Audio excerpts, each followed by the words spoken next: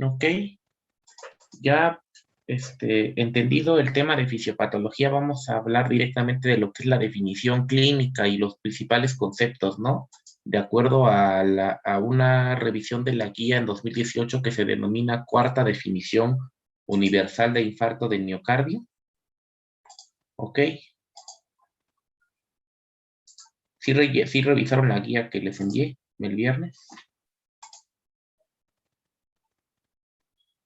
Sí, doctor. Ok.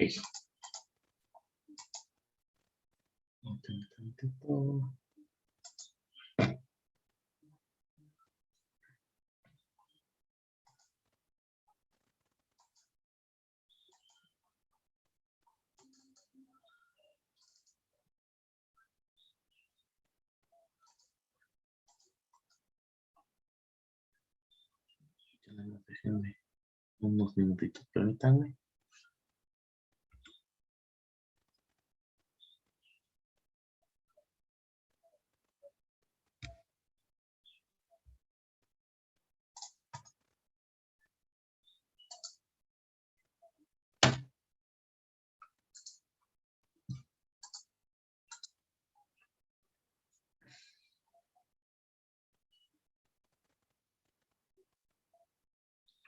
Ok, Mónica, de acuerdo a la guía, ¿cómo se define infarto de miocardio?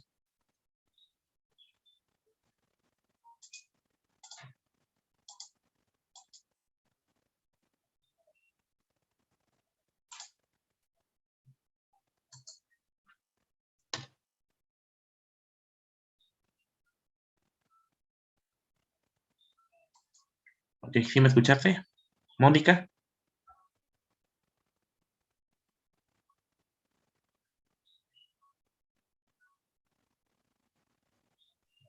Sí, doctor.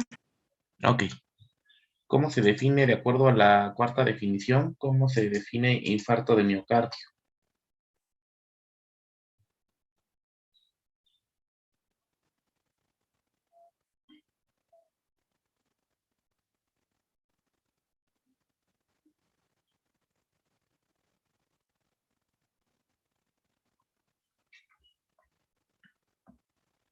Mariana. Sí, doctor. Bueno, pues la guía decía que dentro de los antecedentes, antes se llamaba trombosis coronaria, pero después se le llamó infarto al miocardio. Y actualmente decía que su definición clínica se da por la presencia de daño miocárdico agudo que se detecta con la elevación de los biomarcadores cardíacos, que mencionaba que el que se toma comúnmente porque es el más sensible, son el valor de las troponinas cardíacas. Ujú, Y todo esto debe ser cuando haya evidencia de que exista una isquemia miocárdica aguda. ujú. En el contexto clínico compatible, ¿no? Con isquemia miocárdica aguda. Ujú. Y así lo dice, ¿no? La guía. En general, el infarto de miocardio agudo se define como la necrosis de cardiomiocitos en un contexto clínico consistente con isquemia miocárdica aguda. Y esa necrosis de cardiomiocitos pues, se determina por la elevación de biomarcadores, de los cuales el más sensible y específico es la troponina, ¿no? Obviamente, el diagnóstico, esa es como la definición, ¿no? Pero el diagnóstico requiere que se cumpla una serie de criterios, ¿no? Uno, el paciente debe tener primero que nada síntomas de isquemia, ¿no?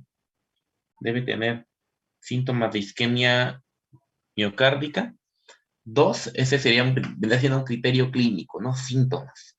Dos, es electrocardiográfico, cambios significativos en el segmento ST u onda T o bloqueo de rama izquierda nuevo o presumiblemente nuevo en el electrocardiograma.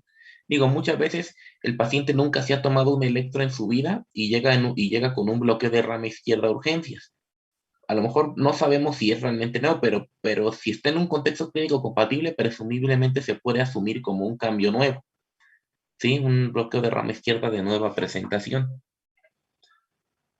Una aparición, otro criterio electrocardiográfico es la aparición de ondas Q patológicas, ¿sí? O sea, que el electrocardiograma tenga ya unas ondas Q establecidas que me indiquen que ya hay necrosis miocárdica dentro de un infarto en evolución, este, que pues ya las ondas Q ya están establecidas en derivaciones contiguas. Hay criterio de imagen, ¿no? Es decir, si está la posibilidad de hacer un estudio de imagen, principalmente ecocardiograma, que es como el más accesible, pero pueden haber otro estudio como resonancia magnética, etcétera, en el cual hay una evidencia detectada por imagen de nueva o presumiblemente nueva pérdida de miocardio viable o alguna anomalía regional en la motilidad de la pared, que cierta pared del corazón tenga menor movilidad o inmovilidad respecto al resto de la pared, que se denomina eso hipocinesia o acinesia, ¿no? Que son alteraciones, anomalías regionales en la motilidad de la pared. O 5, la identificación de un trombo coronario, ya sea durante la angiografía, es decir, durante el cateterismo, que se identifique un trombo intracoronario, o inclusive durante la autopsia, ¿no? En caso de que el paciente haya fallecido. Entonces, esos son criterios que se deben tomar en cuenta para considerar a un paciente con un infarto de miocardio.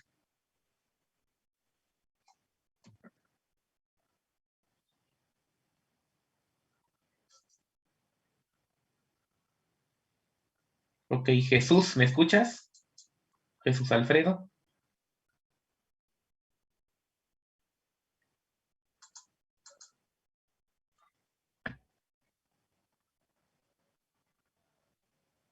Sí, doctor. Ok. ¿A qué le llamamos infarto de miocardio tipo 1?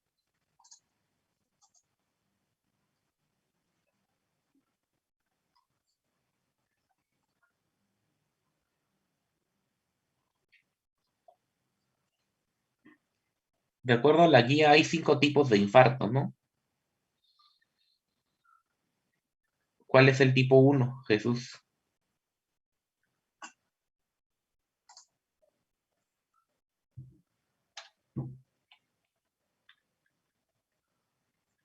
Erika.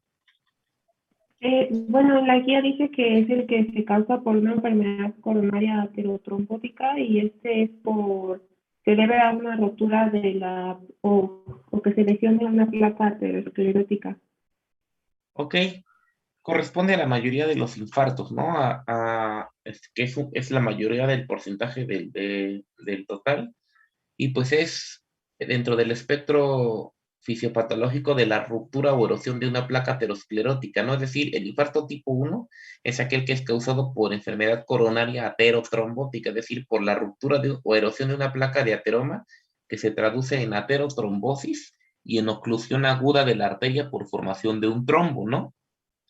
Básicamente en eso se resume el infarto de miocardio tipo 1, ¿sí? Entonces ahí lo tenemos, ¿no? El infarto de miocardio tipo 1 es aquel que se asocia como dice la imagen, ¿no? Con rotura o erosión de la placa, con enfermedad aterotrombótica oclusiva, o puede ser una rotura o erosión de la placa, pero con enfermedad aterotrombótica no oclusiva, ¿no? Es decir, este, vemos en el corte transversal del vaso cómo puede haber una oclusión total o parcial de la luz vascular dependiendo de eso va a ser la manifestación electrocardiográfica, ¿no? Habitualmente la enfermedad aterotrombótica oclusiva se traduce electrocardiográficamente como un infarto con elevación del segmento ST o con desnivel positivo del segmento ST.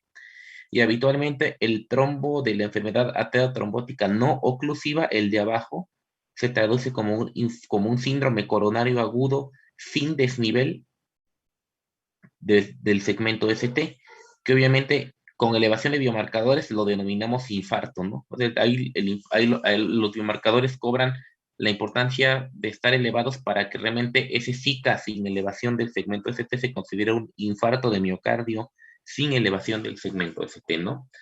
Y los criterios de infarto de miocardio tipo 1, pues también vienen en la guía, ¿no? Se refiere a una detección de un aumento o descenso de los valores de troponinas con al menos uno de los valores por encima del límite superior de referencia del percentil 99 y al menos uno de las siguientes condiciones. En general, pues obviamente cada laboratorio pone su parámetro superior de referencia, ¿no?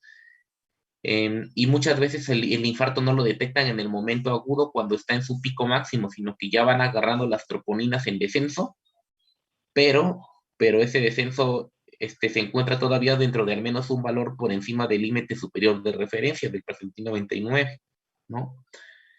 Y además de la elevación de los biomarcadores, pues debe cumplir las demás condiciones, ¿no? Que prácticamente son las mismas que mencionamos en el criterio global de infarto, ¿no? Síntomas de isquemia miocárdica aguda, clínico, nuevos cambios isquémicos en el electro, es decir, un ST u onda T, o bloqueo de rama izquierda nuevo o presumiblemente nuevo, o aparición de ondas Q patológicas, ¿sí?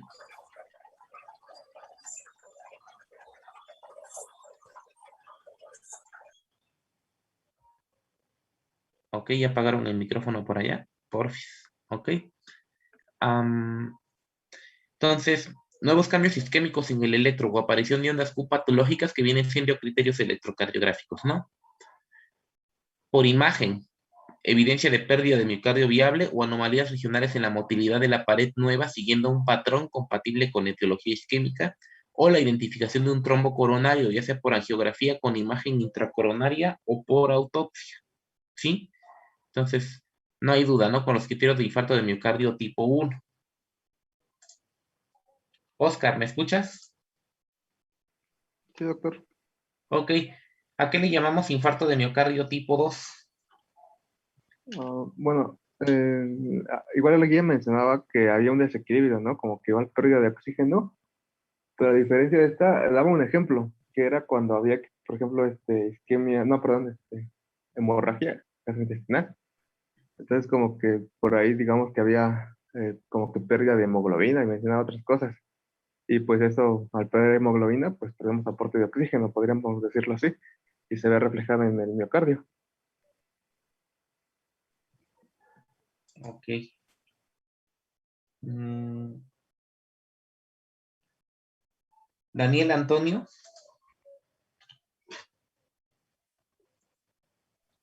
Sí, Doc. del mismo, lo que tú revisaste del infarto tipo 2.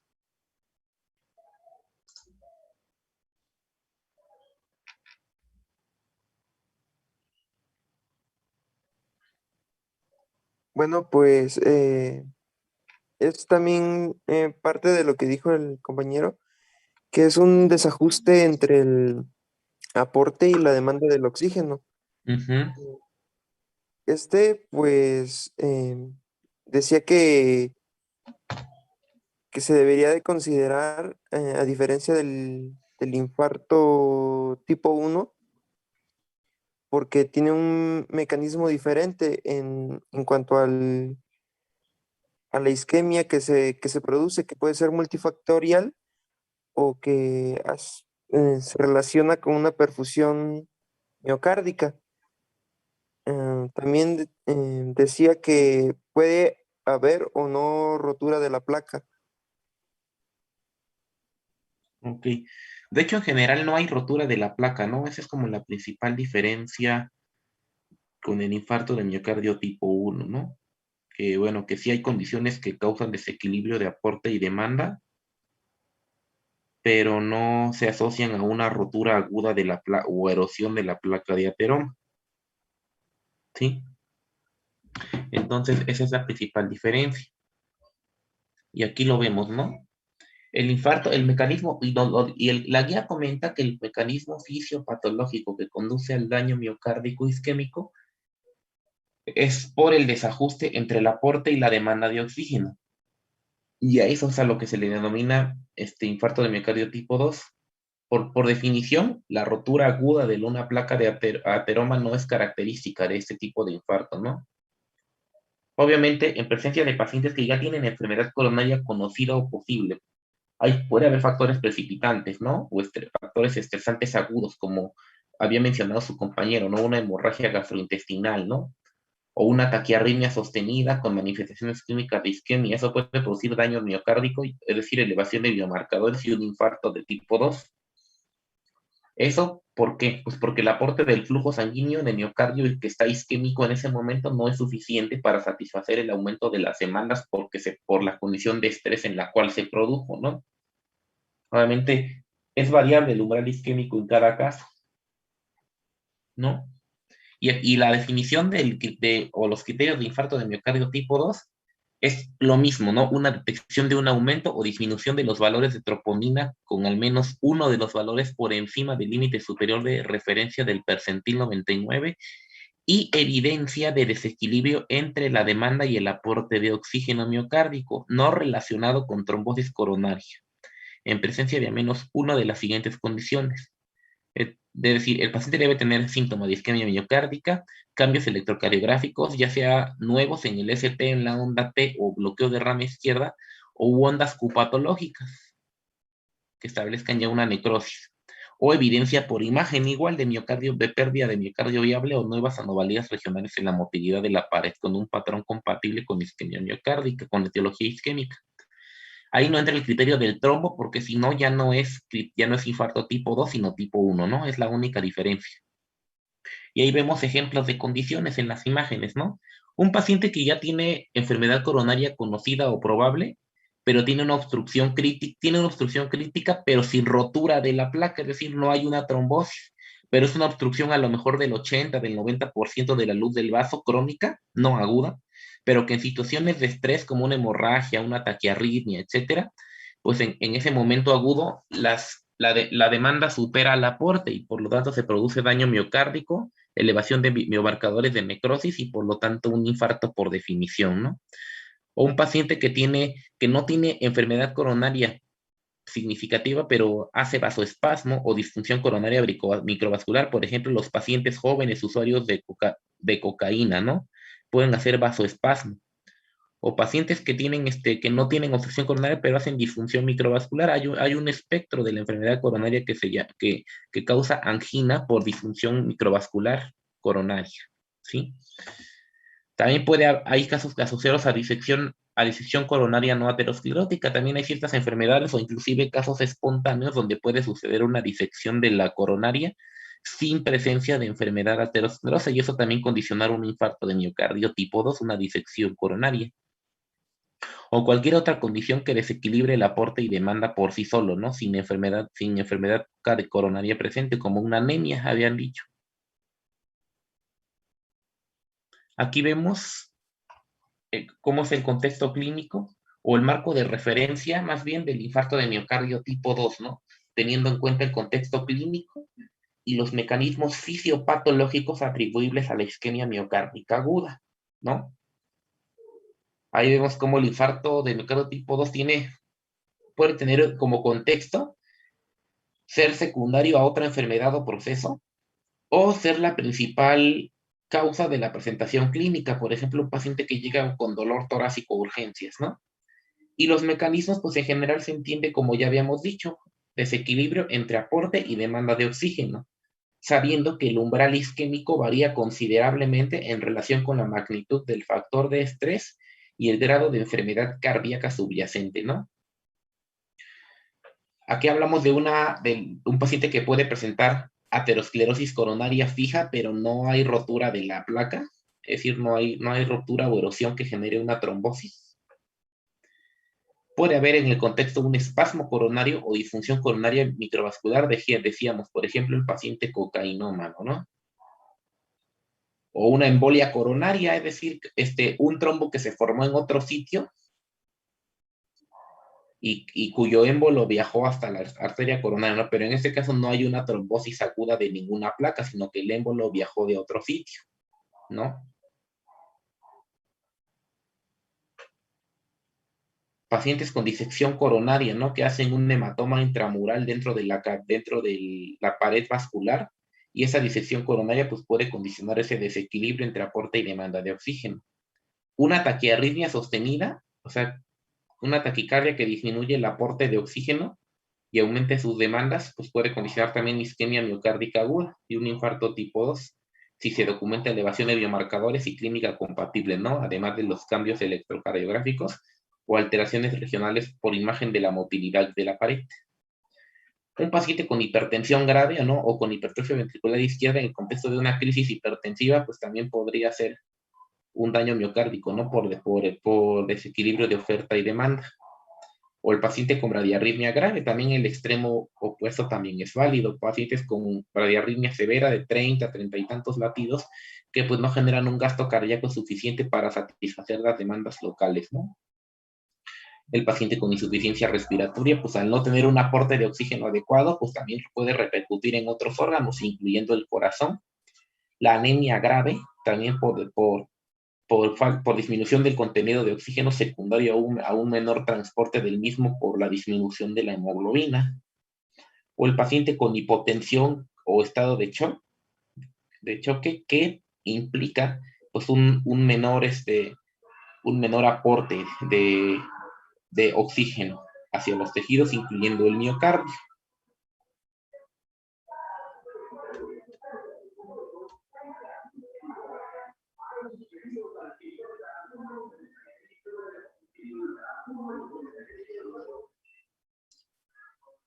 ¿Hasta aquí alguna duda con los dos tipos de infarto, tipo 1 y tipo 2? No, doctor. Ok.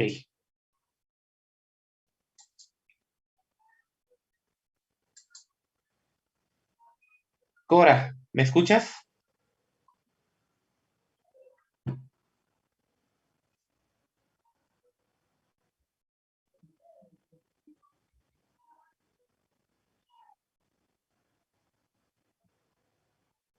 Cora, ¿sí me escuchas?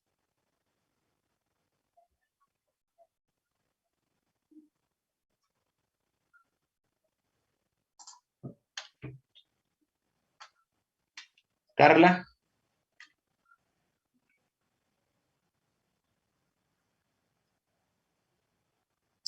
Sí, doctor. Ay, dígame. Ok. ¿Algo que revisaste o cómo se define un infarto de miocardio tipo 3? Bueno, ahí más o menos entendí de que el tipo 3 ya es como muy súbito o muy grave porque ya no se toman en cuenta se supone que para que sea definido se deben de tener las concentraciones de las troponinas, pero en este caso los pacientes ya no llegan a medirse por lo que mueren antes de la medición. Bueno, así lo entendí. Pero Ok. sí. Ah, Sí, continúa. no, nada más eso. Ok, ok. ¿Alberto?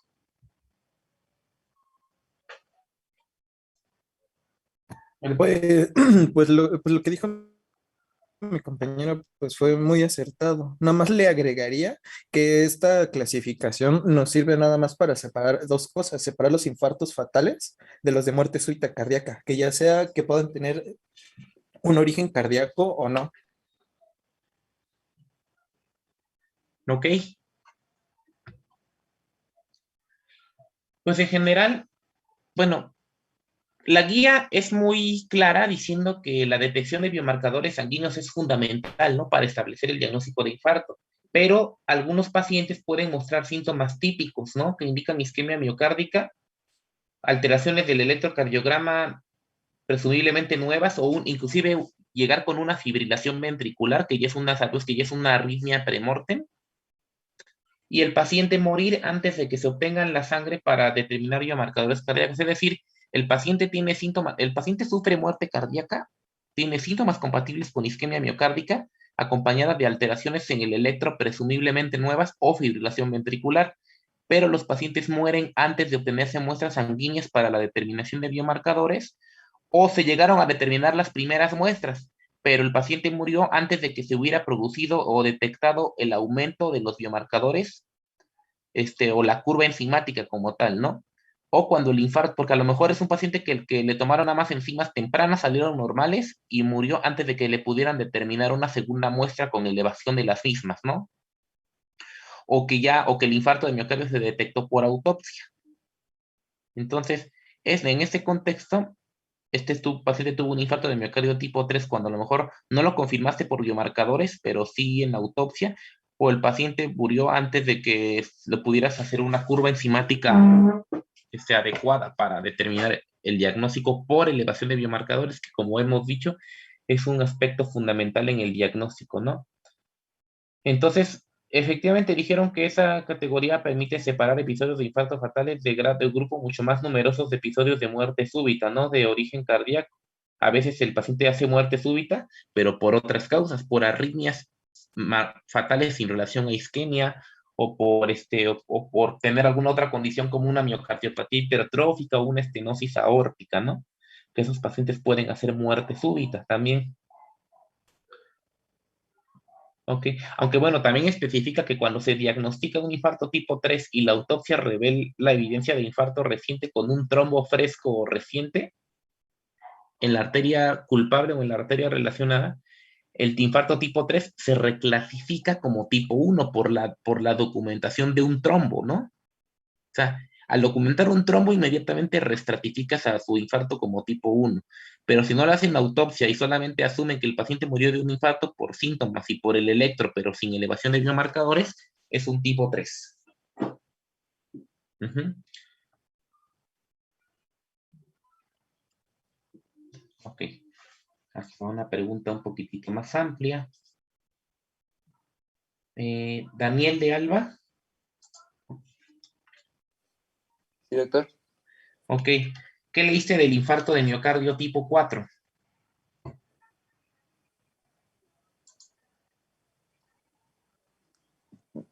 Eh,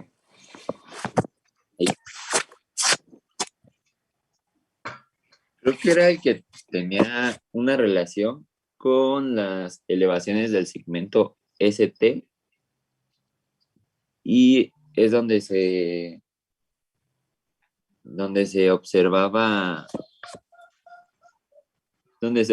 más el requerimiento de un tratamiento de intervención coronaria, que es donde igualmente se observaba la elevación de los valores de la troponina, que era 5 veces mayor a los demás tipos de infarto. Aldair.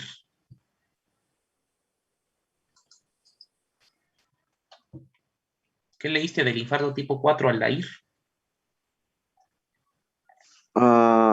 Bueno, igual que pues que era por una intervención quirúrgica, pero no lo entendí muy bien. Ok.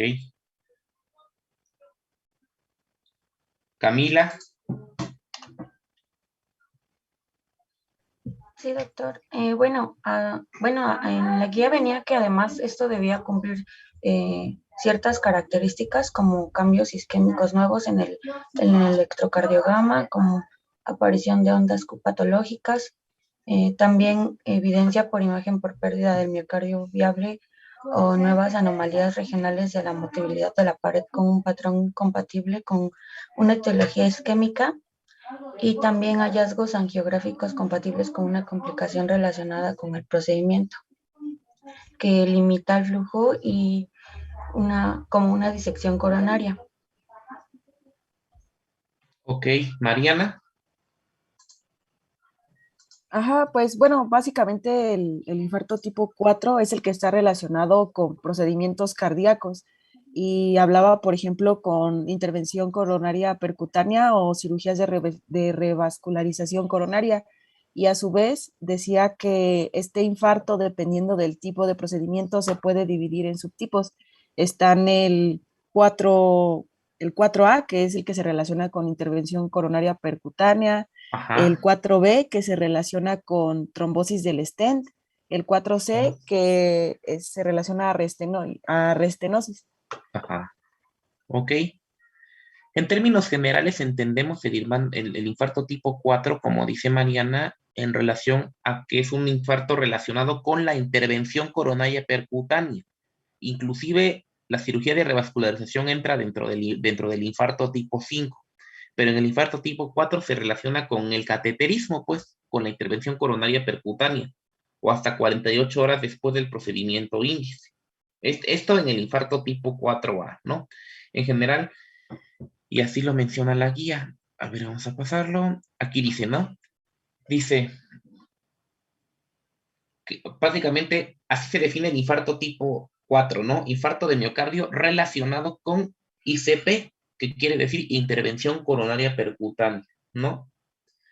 En general, los criterios para definir este infarto en relación con la intervención coronaria se define arbitrariamente por una elevación de los valores de troponina 5 veces, al menos 5 veces el límite superior de referencia del percentil 99. Es decir, después de un cateterismo cardíaco, los valores de la percentil pueden aumentar 1, 2, 3 veces y el paciente no se considera un infarto, aunque haya elevado troponinas ligeramente, pero menos de 5 veces el valor, ¿ok? Entonces, eso no es infarto por definición. Se considera infarto a partir de una elevación de troponinas mayor de 5 veces el límite superior de referencia. Es decir, si el límite superior de referencia es 25, debe estar al menos elevado 5 veces esa cantidad, o sea, 125, por ejemplo, ¿no? Del límite superior de referencia del percentil 99 en pacientes con valores basales normales. O en pacientes que tienen valores de troponina elevados antes del procedimiento, es decir, pacientes que entraron al cateterismo cardíaco con las troponinas ya elevadas, ¿sí? Decimos que una cifra elevada pero estable antes del procedimiento es una variación menor del 20%, es decir, que de la troponina basal o su elevación o la variación de troponina entre una cifra y otra es menor del 20% o descendente, pero si el valor de troponina posterior al procedimiento aumenta más del 20%, es decir, tiene una variabilidad posterior al 20%, también se considera criterio. No obstante, el valor absoluto después del procedimiento debe seguir siendo como mínimo 5 veces el límite superior de referencia del percentil 99. Es decir, un paciente que eleva más de 5 veces el valor de superior de referencia o que tiene valores elevados del procedimiento estables, pero que ya varían más del 20% y esas cifras están elevadas como mínimo 5 veces arriba del límite superior de referencia, el paciente tuvo un infarto tipo 4 asociado a la intervención coronaria percutánea. Además de ese criterio de elevación de biomarcadores, el paciente debe tener los hallazgos que comentó su compañera, Camila, ¿no? Cambios isquémicos nuevos en el electro, los que ya conocen, ¿no? Cambios en el ST, en la onda T o bloqueo de rama izquierda nuevo o presumiblemente nuevo. Aparición de ondas Q patológicas, evidencia por imagen de pérdida de miocardio viable o nuevas anomalías regionales de la motilidad de la pared con un patrón compatible con una etiología isquémica. O que por cateterismo, ya entrando en el cateterismo, tiene hallazgos angiográficos compatibles con una complicación relacionada con el procedimiento que limita el flujo, que puede ser disección coronaria, oclusión de una arteria epicárdica mayor, oclusión o trombo de una rama lateral, o alteración del flujo colateral o embolización distal, ¿no? Que durante el cateterismo haya embolizado el trombo y que haya ocluido otra arteria, ¿no? O sea, cualquiera de estas características, de esos hallazgos angiográficos compatibles como complicación relacionadas al procedimiento, se consideran infarto tipo 4. Específicamente, esto engloba el tipo 4A, ¿no? Que es el primer subtipo de los infartos tipo 4, que se subdividen en 4A, 4B y 4C. Esto se refiere en general al infarto tipo 4A. Eso sí, como menciona ahí en un asterisco aparte, ¿no? La aparición aislada de ondas Q patológicas nuevas cumple los criterios de infarto tipo 4 siempre y cuando los valores de troponina estén elevados sin aumento y son 5 veces arriba del límite superior de referencia. O en el caso de los hallazgos angiográficos, la demostración post-mortem de un trombo relacionado con el procedimiento en la arteria culpable o la presencia de un área circunscrita de necrosis macroscópicamente visible con o sin hemorragia intramiocárdica también cumple criterios de infarto de miocardio tipo 4A. Entonces, este es como el concepto como más amplio y más completo para entender el infarto tipo 4, que lo entendemos de forma global como un infarto relacionado a un cateterismo, es decir, a una intervención coronaria percutánea. No sé si quedó alguna duda del tipo 4A antes que hablemos del 4B y del 4C. No, doctor. Ok. Y como dijo su compañera, ¿no? El infarto tipo 4B se refiere a una trombosis del stent posterior a la intervención coronaria percutánea, ya sea documentado por angiografía o por autopsia, pero aquí la trombosis es específicamente a nivel del stent que se puso, ¿sí? Y esta trombosis del stent se subdivide, esto ya se va a desconectar y en un minuto nos reconectamos otra vez. El infarto tipo 4B se divide en trombosis aguda, subaguda, tardía y muy tardía. Si la trombosis ocurre dentro de las primeras 0 a 24 horas de haber colocado el stent, es una trombosis aguda del stent. Si es de 24 horas hasta 30 días, es una trombosis subaguda. Si es una trombosis de más de 30 días, pero menor de un año, es una trombosis tardía.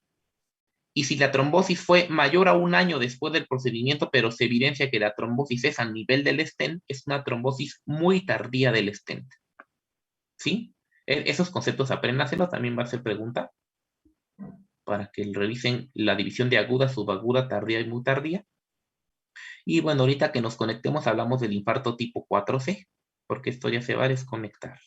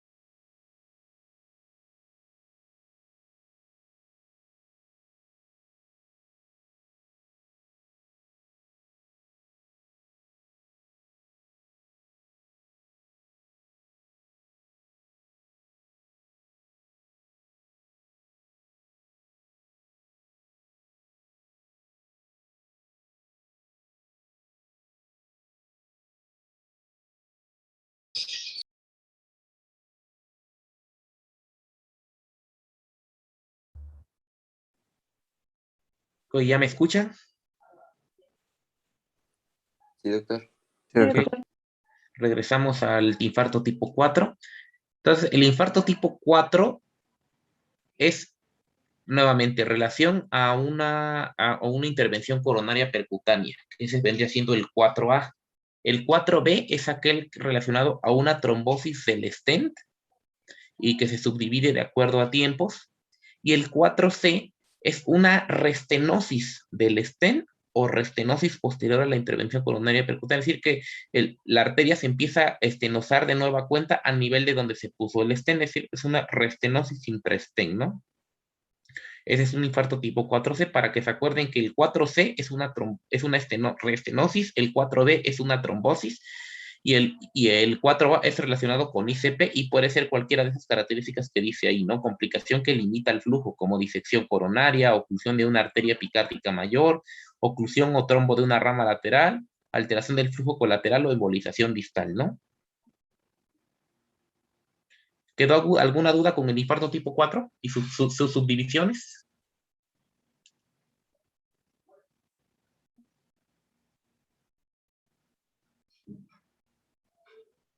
Doctor.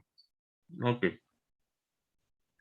Y el infarto tipo 5, habíamos dicho, ¿no? Que en general el infarto tipo 5 se asocia con la elevación de biomarcadores, o sea, que es relacionado con una cirugía de revascularización aortocoronaria, es decir, una cirugía de revascularización hasta 48 horas después del procedimiento índice, ¿no? Generalmente este es el infarto tipo 5.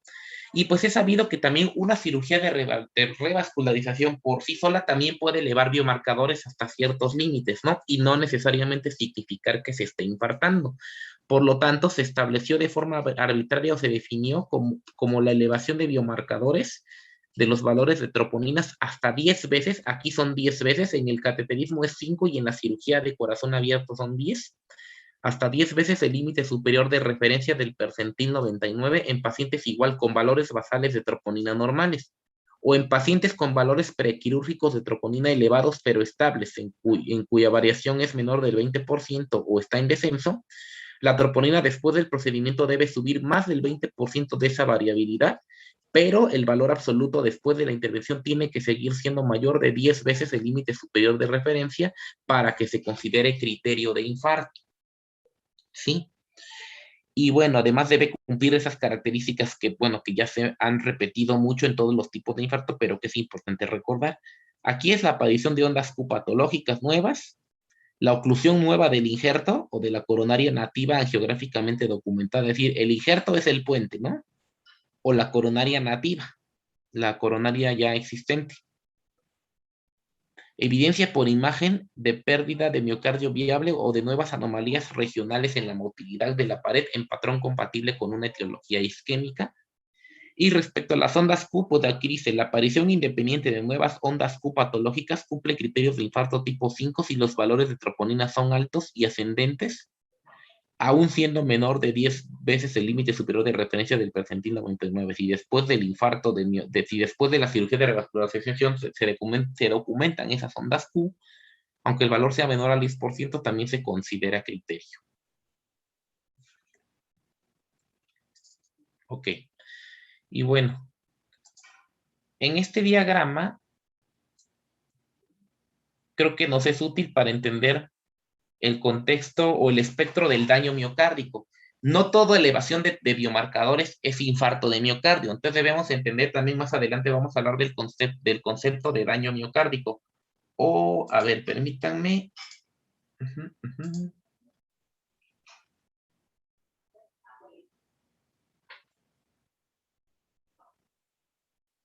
Frida, ¿cómo se define daño miocárdico? De acuerdo a la guía. ¿Qué es el daño miocárdico?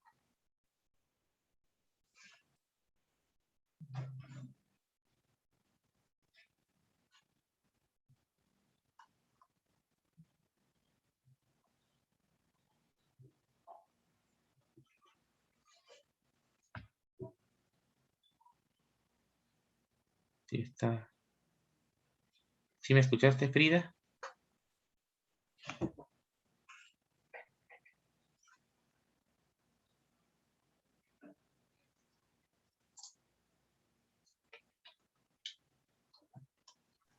Lo escucho muy entrecortado. Le digo, ¿cómo se define daño miocárdico? Que no es lo mismo que el infarto. ¿O cuáles son criterios de daño miocárdico de acuerdo a la guía?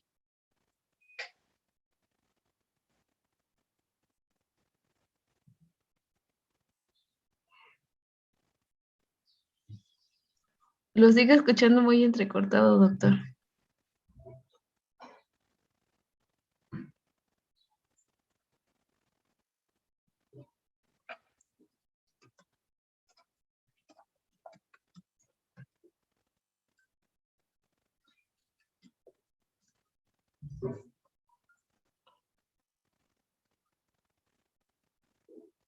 Ok, ya lo escribí. Frida.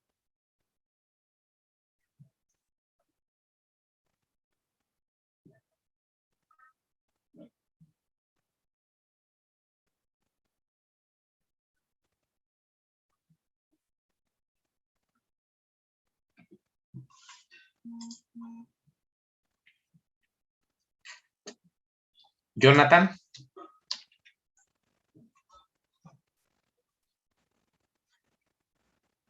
Criterios de daño miocárdico.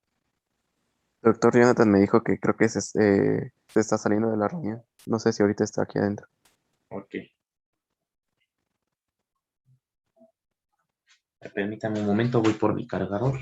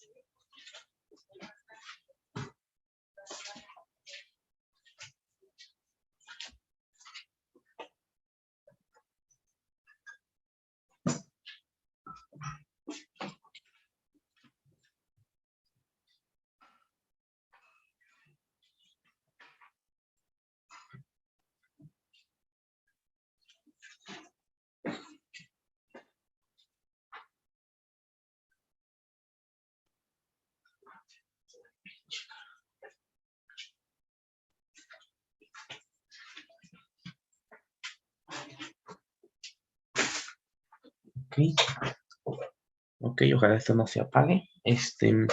Pues en general, daño miocárdico, pues lo entendemos como la detección de un valor de troponina por encima del límite superior de referencia del percentil 99. Así se define el daño miocárdico.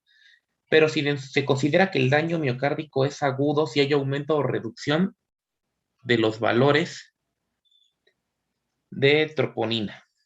¿Ok? Y en general, pues son varias condiciones que elevan. En general, aquí tenemos tres escenarios, ¿no? Afuera del círculo, ausencia de daño miocárdico, es decir, que no hay elevación de biomarcadores.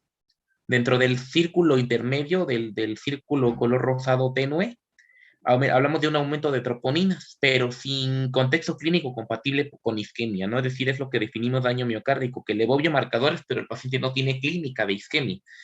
Hay muchas entidades que pueden causar aumento de troponinas, ¿no? Anemia, hipoxemia, hipotensión o choque, enfermedad renal, insuficiencia cardíaca o taquiarritmia ventricular, ¿no? Y el paciente no tener clínica de isquemia. O tenemos el escenario oscuro, el círculo de en medio, en el cual hay evidencia clínica de daño miocárdico por isquemia aguda, ¿sí? O infarto de miocardio, ¿no? Que ahí tenemos elevación de biomarcadores con clínica compatible con isquemia. A ver, permítanme una pequeña pausa, de favor.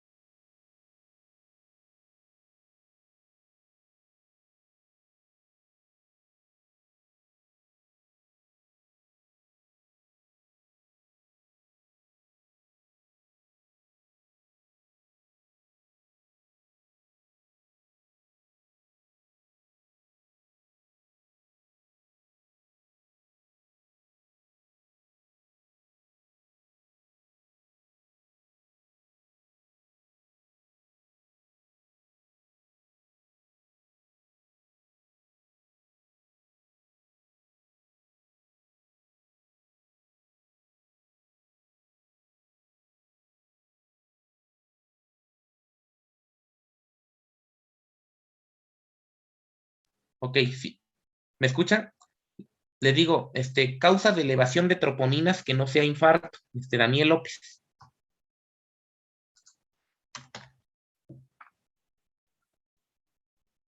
Perdón, dijo causas de troponina sin ser infarto. Causas de elevación de troponinas diferentes a infarto de miocardio. Es decir, Ah, que entran dentro del espectro de daño miocárdico, es decir, de elevación de biomarcadores, pero sin clínica de isquemia.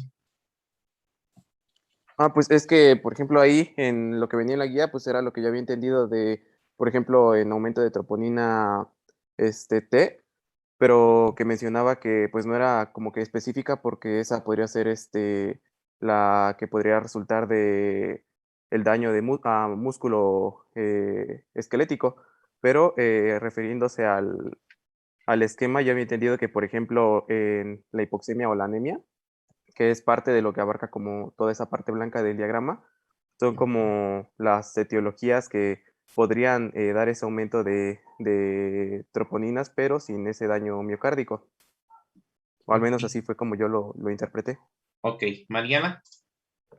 Pues podrían ser, por ejemplo, algunas condiciones sistémicas. La guía mencionaba la sepsis, embolia Ujú, pulmonar, los pacientes que están en quimioterapia, sí. amiloidosis o hipertensión pulmonar. Ok, condiciones sistémicas. Inclusive también condiciones cardíacas, ¿no? Diferentes a un infarto, como insuficiencia cardíaca, miocarditis, miocardiopatía de cualquier tipo, síndrome de Takotsubo, procedimientos de revascularización coronaria, otros procedimientos cardíacos como ablación por catéter, descargas con desfibrilador, contusión cardíaca, etcétera. Vaya, hasta una desfibrilación o una cardioversión eléctrica también podría elevar, ¿no? Obviamente condiciones como todas las que ya se mencionaron de disminución de aporte, el desequilibrio entre aporte y demanda. Sí, entonces es importante tener en cuenta que no toda elevación de biomarcadores es infarto, y eso debe quedar claro. Y aquí existe otro esquema, ¿no? Que es un modelo para interpretar el daño miocárdico, porque no todo es infarto, no pedir interconsulta a cardio para todo, ¿no? Entonces, el umbral isquémico, como dijimos, varía considerablemente en relación con la magnitud del estrés y el grado de enfermedad cardíaca subyacente. Podemos clasificar los valores de troponina cardíaca elevados como valores arriba del límite superior de referencia del percentil 99, ¿no? Nos vamos de una vez al esquema derecho. Si el valor de troponina es estable, es decir, un paciente que ya tiene elevación de troponina estable, pero no tiene un patrón de ascenso o descenso de troponina compatible con una isquemia miocárdica aguda o con un daño miocárdico agudo, el paciente se considera con un valor de troponina bajo pero estable, o sea, alto pero estable, como un daño miocárdico crónico. Ejemplos, pacientes que ya tienen cardiopatías estructurales o enfermedad renal crónica. Esos pacientes elevan troponinas, pero se mantiene estable. Y por estable se entiende como una variación menor o igual del 20% de los valores de troponina en el contexto clínico adecuado. Ahora, siguiéndonos al algoritmo izquierdo, un ascenso o descenso de troponina compatible con una elevación, con una elevación así o descenso de troponina característico, tenemos que subdividirlo. ¿El paciente tiene o no clínica de isquemia aguda? Si tiene elevación o descenso de troponina con isquemia miocárdica aguda, clínicamente hablando, que bueno, que lo entendemos así, ¿no? Como isquemia entendemos signos o síntomas de isquemia miocárdica clínica. Si la tiene, el paciente tiene un infarto de miocardio por definición universal, ¿no? Y ese infarto de miocardio agudo tenemos que subdividirlo en los primeros dos grandes grupos, ¿no? Si es una aterosclerosis o trombosis, aterosclerosis más trombosis, más bien, es un infarto de miocardio tipo 1, cuyos desencadenantes son o la ruptura o la erosión de la placa, como dijimos en la clase de fisiopatología. Si el paciente no tiene una trombosis coronaria, y hay un desequilibrio entre aporte y demanda de oxígeno, el infarto de miocardio es tipo 2. Por ejemplo, ya dijimos, la hipertensión grave, la taquiarritmia sostenida, ¿no? Ahora, si el paciente tiene un ascenso o descenso de troponina, pero no tiene clínica de isquemia, se considera daño miocárdico agudo, pero no es un infarto porque no tiene clínica de isquemia. Entonces, y daño miocárdico agudo puede darlo otras patologías cardíacas agudas, como una insuficiencia cardíaca aguda o una miocarditis, ¿no? Sin que el paciente tenga un infarto. ¿Sí quedó claro este algoritmo? Doctor, lo de, por ejemplo, ascenso, descenso y valor de troponina estable se refiere a como la monitorización constante del al valor de troponina Sí, durante cierto tiempo. Sí, es que a lo mejor, como le decía, a lo mejor el paciente no les llega a urgencias en el momento agudo, en las primeras 24, 48 horas, cuando el paciente tiene su pico máximo, ¿no? De biomarcadores, sino que el paciente les llega a urgencias cuando el valor ya está en descenso. Entonces, a lo mejor no llegaron a documentar el pico máximo, pero llegaron a documentar unas troponinas todavía elevadas que van descendiendo poco a poco. Ese patrón sugiere que pues, el paciente ya tuvo un pico máximo y va con una elevación que va en descenso, ¿no? A menos que el paciente lo capten en las primeras 4 o 6 horas cuando detectan la elevación temprana del biomarcador y que va a llegar a su pico máximo en las siguientes horas. Entonces, por eso es que lo pueden captar como ascenso o como descenso de troponina, pero arriba de un valor por arriba del límite superior de referencia. Gracias, doctor. Entonces, y hay otros criterios que dicen daño miocárdico relacionado con procedimientos cardíacos. Entonces, el daño miocárdico relacionado con procedimientos se define arbitrariamente por un aumento de los valores de troponina por arriba del límite superior de referencia en pacientes con valores basales normales, o un aumento mayor del 20% de los valores basales cuando estos sean por arriba del límite superior de referencia, pero estén estables o en descenso. Elevación del ST. A ver, déjenme ver. Esto creo que lo vamos a tocar un poquito más, en la siguiente clase antes de empezar con el síndrome coronario sin elevación del ST. Es importante que en la guía revisen los criterios electrocardiográficos. Ya hablamos como que del escenario clínico. Lo importante era entender la definición clínica del infarto, de acuerdo a la cuarta definición universal. Ahora vamos a enfocarnos a lo electrocardiográfico, porque cuando veamos ya los temas de infarto sin y con elevación del ST, esto se tiene que comprender a la perfección. Entonces, ahorita ya son las 9, ya no vamos a ahondar en el tema y verlo apresuradamente. Vamos a terminar esto de definición. Son 3 diapositivas nada más electrocardiográficas para empezar con el tema de síndrome coronario sin desnivel del ST. Entonces, continuamos el día de mañana, entonces. Hasta aquí lo vamos a dejar. Sí, doctor, gracias. Gracias, Ok. doctor. Hasta mañana. Sí, hasta